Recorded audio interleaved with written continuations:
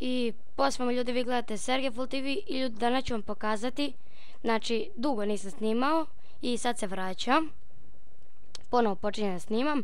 Inače što se tiče facecama, vidite da ga nema, nisam primetio, tek sam sada provalio kad sam ušao u Bandicam, da sam ja slučajno, pošto sam imao dva Bandicama, da sam slučajno obrisao onu novu verziju i ostavio staru.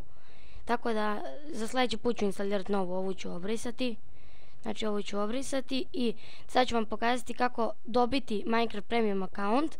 Ali ovo je za one ljude onako koji mogu onako da čekaju, pošto je ovo malo dug proces, može baš dugo da potraje. I to je to. I pokazat ću i kako hakovati Minecraft Premium account i kako kupiti, pošto ću ja kupiti jedan da bi snimao. I idemo. Imat ćete link od ovog sajta u deskripciji i pogledajte. Ovdje sada jednom u 24 sata možete sebi da date jedan klik i drugi ljudi mogu da vam daju klik. I pa sad ovo, ja tek sam počeo, imam jedan klik. Znači, na primjer, ako imate prijatelja, dajte mu ovo mu pošaljite, ovaj link i da vam da jedan klik, besplatno je naravno, da vam da i da što pre skupite. Evo ga vidite, na primjer Minecraft account.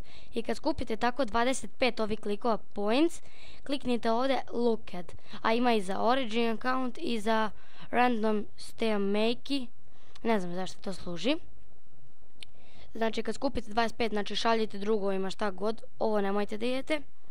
To otprilike za najmanje da vam treba 20 poena, to zato i piše. I kad skupite 25 klikova, znači ovo je dug proces, i samo kliknite ovdje look at, onda će vam se pojaviti, morat ćete napraviti Gmail, ako već imate samo se prijavite, ukucate kako želite, zovete i tako to, i besplatno piše vam free download, znači da instalirate to kao i kad kupite, samo besplatno. I pojavit će vam se skin kada instalirate koji hoćete. To ću detaljno objasniti kada budem ja kupovao.